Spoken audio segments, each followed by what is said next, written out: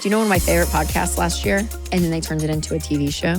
Scamanda. Did you ever listen to it? I heard about this. I think you probably told me about it. I'm going to be real. What happens in Scamanda? OMG. Which this woman. Very great. That's a great name. Such a great name. Like, great titling. Glad her name was Amanda. Just like Top Gun or Love Gun. What's this called? Love Gun. Love Gun. Okay. Not Top Gun. Different. Top Gun, Love Gun. Yes, she faked cancer, George. This woman faked cancer. And I don't want to give it all away, but it first came out like her neighbor was like, oh my gosh, something's not adding up. Because the girl, Amanda, was like, oh, I'm getting a port done because of my brain leakage. So she's posting videos from the hospital? Well, you are jumping the gun. Top Gun, Love Gun over there. Stop that. No, listen, she first was telling this neighbor like all this stuff, like her brain was like, had fluid in it, so she had to get it drained because of the cancer. But then she'd like go to the neighbor's house and tell her all this and then go swim.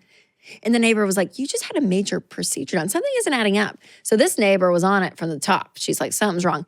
And then for years and years and years and years and years and years, this woman was telling like church family, friends, and would go check herself into the emergency room, y'all, and take pictures of herself with like an IV and different things. But anytime anyone was like, hey, I'll go to chemo with you, she's like, there was always an excuse. Like, oh, no, you can't. They won't let you in. You know, so no one ever like legitimately saw her. But later, then here's what's crazy. So she goes online and it becomes this massive like GoFundMe. All of a sudden, people are funding her life because she can't work and she's married and all this stuff and kids.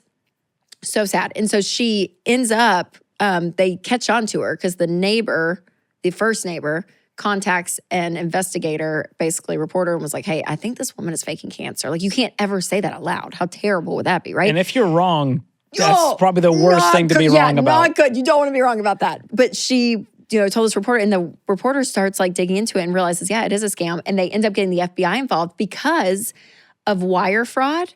And when you give money, I guess, across state lines or something, there's like a federal law or whatever. So she ends up, it's more the IRS that takes her down out of everything. Oh, wow. Because she wasn't paying taxes on them? No, it was because of like the government agency of wire fraud and stuff. Like it turned into that. So guys, it's a great podcast if you need to get one. She got over $100,000 in donations. Mm-hmm. Mm-hmm. And the husband's in on it. Yeah, he's got. Well, his name is Corey, and we're not sure. I don't think he was I can't remember if he was officially charged or not. But there's no way he couldn't have known. What about the kids? These poor innocent kids. Were they terrible? No, were they old enough to know what was going on? Well, she had some. Yeah, she had a. Yeah, it's a big family tree, but it was wild, George. Wow. Anyways, thanks for the spark notes on that. You saved me hours of my life. You're welcome. You should listen to it. That's way more entertaining than actually watching it. All right, next up, get Brett to yoga teacher training. My guy Brett asked for $650 for yoga teacher training. Oh no! What are they training them to do? They do yoga. You have to be an instructor. The instructors? Have you seen the things they say? They're incredible.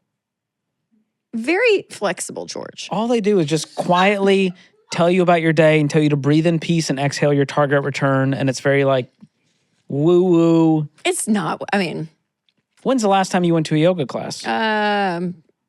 4 weeks ago. I don't go regularly. What was the instructor's name? I don't remember. Guess she wasn't a great. I remember all the names of the great teachers in my life. I like it. I like it. It's a great workout, especially the flow classes. Vinyasa. Where you're moving and all your warrior, but you're going. I mean, you can really. And then if you do hot yoga, that's crazy. Where it's hot in there and you're doing it, it's great. I used to do that a lot. I don't like to sweat on purpose. Okay. If I want to do it, it's accidental. Do you not do a sauna? I've done saunas. Okay, yeah. But that doesn't feel like sweat. That feels like there's a forced thing happening there. You know what I mean? It's like, I don't know where this condensation's coming from. What about yoga for you? Have you ever done yoga? Yeah, I did it once and it was a terrible experience. Was it? Because they never told me what, I want instruction. When you say yoga instructor, tell me what to do. All she did was suggest things. Perhaps you find your arm leaning over your head. There's a chance you find yourself surrendering to your pelvis. I'm like, why do they have to make it so weird? You know what I mean? Maybe your knees find a natural safe place. I'm like, tell me what to do. That's all I want. Is that too much to ask? Just like, tell me, hey, okay, now here's what we're gonna do next, guys. I'll be honest, that's usually my instructors. Like, go to Warrior One, go, you know what I mean? And they like tell you what to do. Now there's different moves I have to memorize? Yeah.